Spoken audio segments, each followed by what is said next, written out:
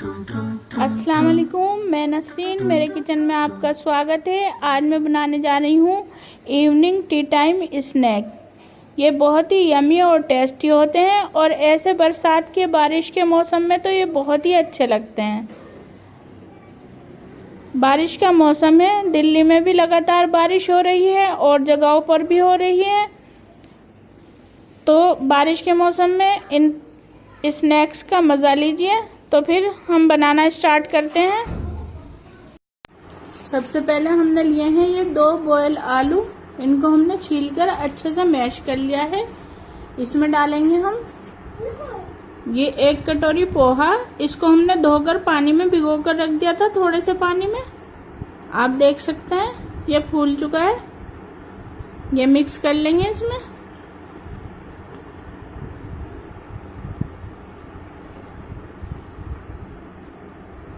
इसमें डालेंगे हम कुछ सब्जियों में हमने ली है 1 छोटी गाजर, ये फाइन चॉप की है। 1 आधी शिमला मिर्च, इसको भी फाइन चॉप किया है। 2 हरी मिर्च, इनको भी फाइन चॉप किया है। 1 छोटी प्याज, आधा इंच अदरक का टुकड़ा बारीक काटा है बिल्कुल। हरा धनिया 1 मुट्ठी।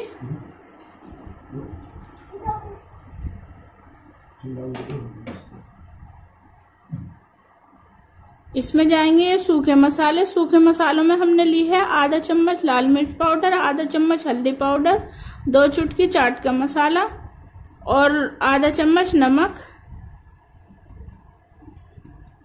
इन सब चीजों को हम मिक्स कर लेंगे। आप देख सकते हैं ये हमने डो तैयार कर लिया है। अब हम इसको छोटा छोटा उठाएंगे और पहले गोला बनाएंगे और उसके बाद इसको हम शेप दे देंगे इस तरह दबा के, और उंगली से इसमें एक सुराख कर देंगे दोनों साइड से। आप देख सकते हैं ये हमारा टेस्टी स्नैक बनके तैयार है। अब हम इसको फ्राई करेंगे। एक और दिखा देती हूँ मैं आपको।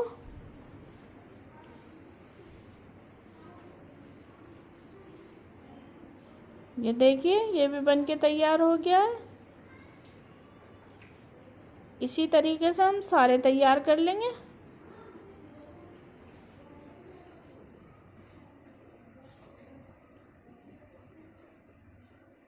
ये बहुत ही टेस्टी लगते हैं इवनिंग स्नैक के रूप में। ये हमारे सारे स्नैक तैयार हैं। अब हम इनको एक एक करके फ्राई करेंगे। ऑयल हमारा गरम है।